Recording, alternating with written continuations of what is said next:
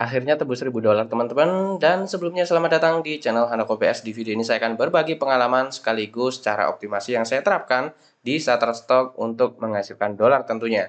Dan ada beberapa opsional memang di Shutterstock itu, ada yang mudah banget ya, bisa modal smartphone atau HP, ada juga yang butuh laptop atau komputer atau desktop untuk berkarya. Dan untuk penjualan yang cukup kencang, teman-teman bisa membuat sebuah screen atau green screen atau video effect gitu ya. Untuk kebutuhan visual itu juga kenceng banget di Shutterstock penjualannya, dan menurut saya pun ada yang tembus di atas 10 juta sebulan ya penghasilan segitu. Jadi teman-teman kalau mau berkarya di Shutterstock, mending totalitas aja, jangan coba-coba ya. Bukannya saya melarang sih, nggak masalah coba-coba, tapi kalau kita seriusin, hasilnya itu besar, dan kerja keras kita itu akan terbayar sesuai dengan cara yang benar itu tadi ya, tentunya dengan optimasi yang benar. Kalau kita sekedar semangat aja praktek, kemudian caranya keliru, ya itu juga sama aja kayak buang-buang waktu. Akan tetapi dari situ teman-teman akan merasa sendiri dari pengalamannya, kalau kita melakukan atau mengerjakan sesuatu, mending dengan cara yang benar itu tadi. Entah bisa sharing atau berguru dengan mentor teman-teman yang sudah teman-teman minati, entah siapa aja nggak masalah. Atau teman-teman bisa tanya-tanya ke saya, misal kalau hari libur ya, mungkin kita bisa bertemu dan sharing-sharing.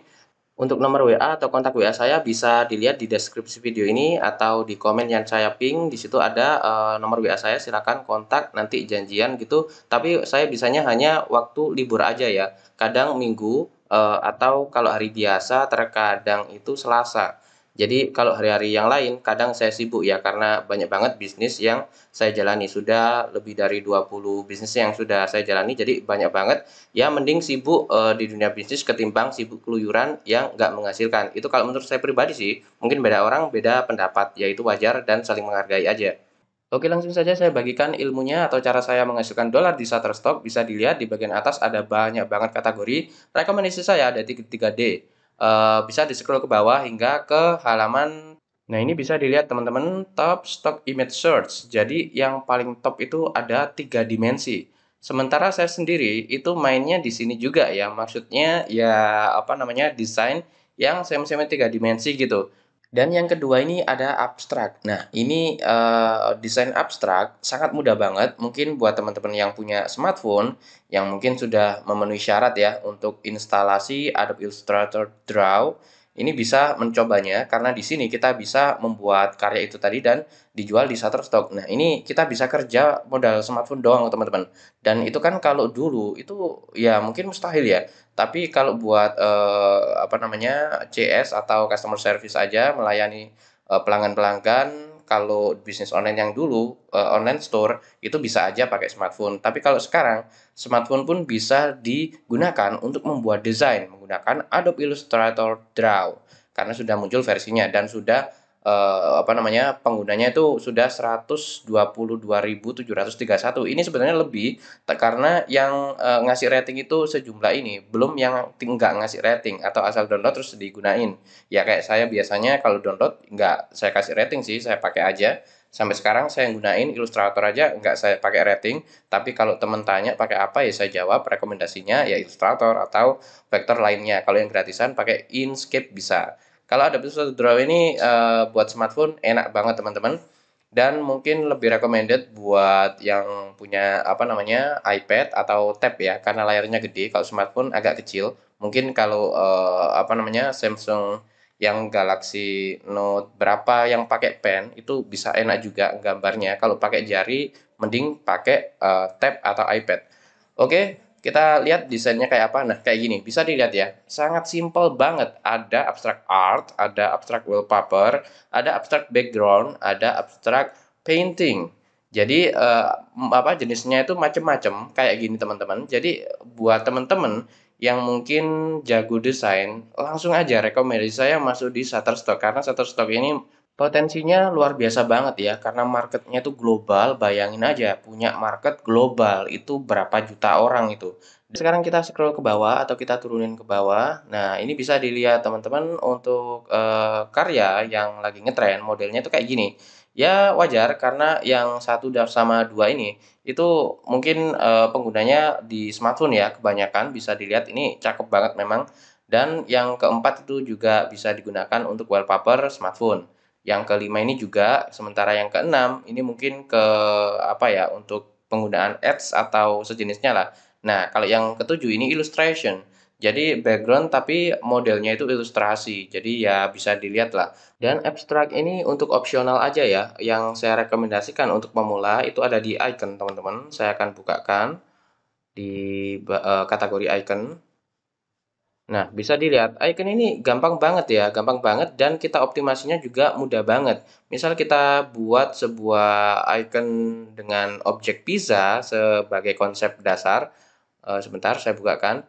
Nah, kita tinggal upload aja nanti untuk namanya kita bisa bukan meniru ya, tapi membuat nama atau mengambil nama berdasarkan nama yang sudah ngetren. Misalnya sebentar, ini tadi saya scroll ke bawah aja biasanya ada. Nah, kayak gini, nama-nama suggestion. Nah, saya buka lagi. Untuk namanya sebentar, ini belum buka.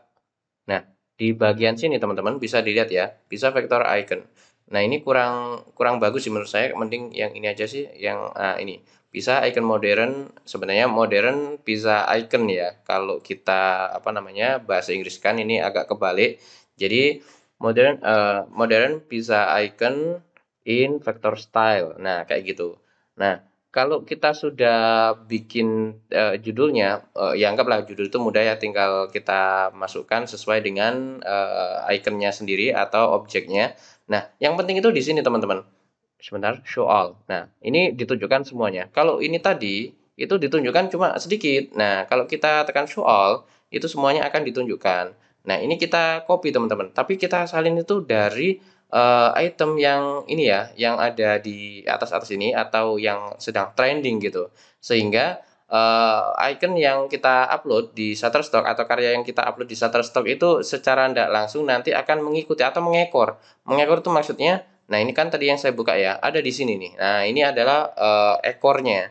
Ini bisa dilihat similar image. Jadi di luar dari optimasi pembentukan grafiknya, kita bisa apa namanya memasukkan keyword ini yang sama juga teman-teman. Jadi ya gampang banget optimasinya, tinggal gitu doang.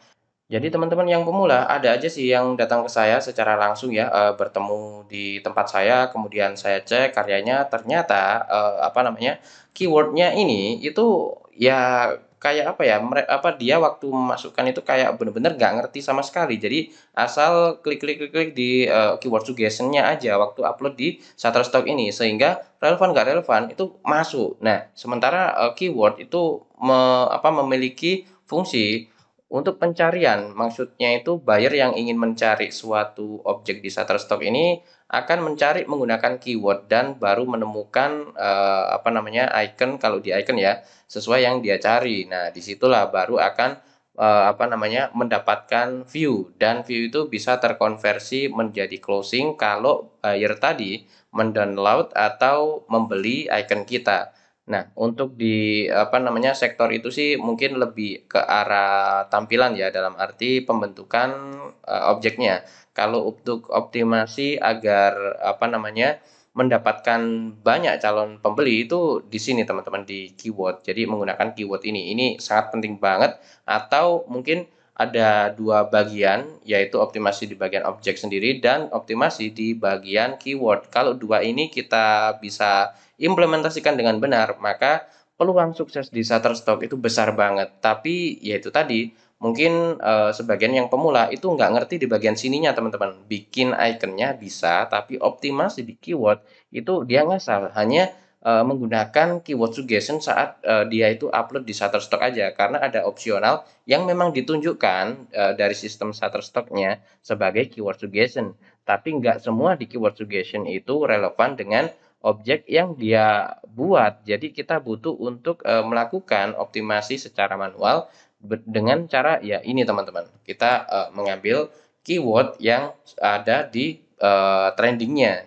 Jadi keyword yang ada di sini itu akan berpengaruh besar karena trending merupakan banyaknya orang yang sedang mencari. Nah, itu yang akan membentuk trending di Shutterstock ini, teman-teman. Nah, sampai sini saya harap teman-teman sudah bisa memahami ya, untuk optimasi di Shutterstock itu harus kayak apa. Jadi yang pertama itu bikin karya yang laku-laku aja. Yang kedua itu keywordnya ini harus banyak yang nyari. Jadi untuk apa namanya, mendapatkan keyword yang banyak pencarinya itu bisa menggunakan apa namanya tadi ya, trending tadi bisa, dan menggunakan suggest juga bisa sebenarnya, akan tetapi butuh untuk filtering kalau di suggest video. Tapi yang lebih mudah atau yang paling cepat langsung aja menggunakan trendingnya, karena di situ kita bisa mendapatkan langsung poin penting di saat itu juga. Kalau suggest itu ya apa namanya, musiman ya, terkadang keyword yang kita masukkan melalui suggest itu bisa aja minggu depan trending atau itu trendingnya udah lama. Jadi ya sekedar apa namanya, dikasih suggest atau kayak apa ya, suggest itu persamaan ya atau kemiripan atau yang di apa namanya, ditonjolkan tapi ndak tahu itu tadi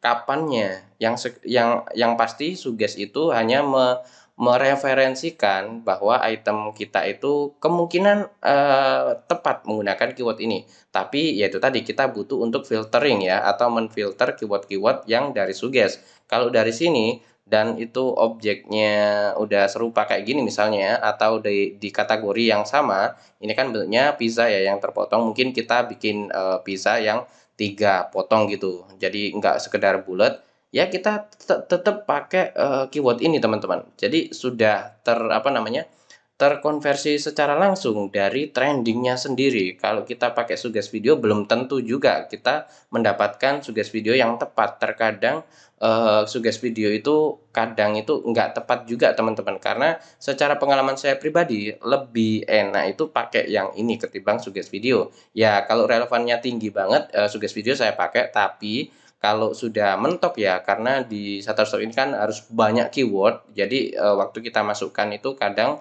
mungkin sudah 20 tapi yang selebihnya di suggest video nggak relevan. Nah, itu kita bisa apa namanya, ambil dari sini ini teman-teman.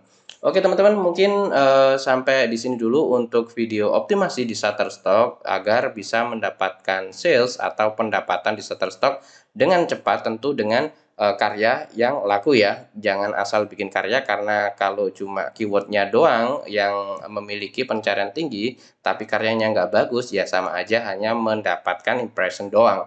Oke teman-teman, apabila punya pertanyaan silakan langsung mengontak di WA saya juga nggak apa-apa. Kalau pengen bertemu juga janjian dulu. Kalau langsung menulis di kolom komentar bawah juga silakan. Tapi mungkin saya akan bales apa namanya, 3 hari pertama ya. Jadi hari kedua dan ketiga saya balas, dan hari keempatnya terkadang saya bikin video baru dan hanya komentar yang baru-baru yang saya balas. Karena kalau menyeluruh terus saya nggak kuat balesin teman-teman. Jadi mohon maaf sebelumnya buat teman-teman yang sudah komen tapi belum saya balas, langsung aja bisa kontak ke WA saya.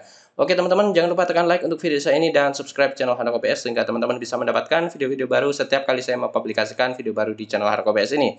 Dan jangan lupa lihat-lihat juga video saya yang lain untuk mendapatkan ilmu-ilmu yang saya bagikan dalam video tersebut. Sekian, terima kasih telah menonton, semoga bermanfaat. Sampai jumpa di video berikutnya.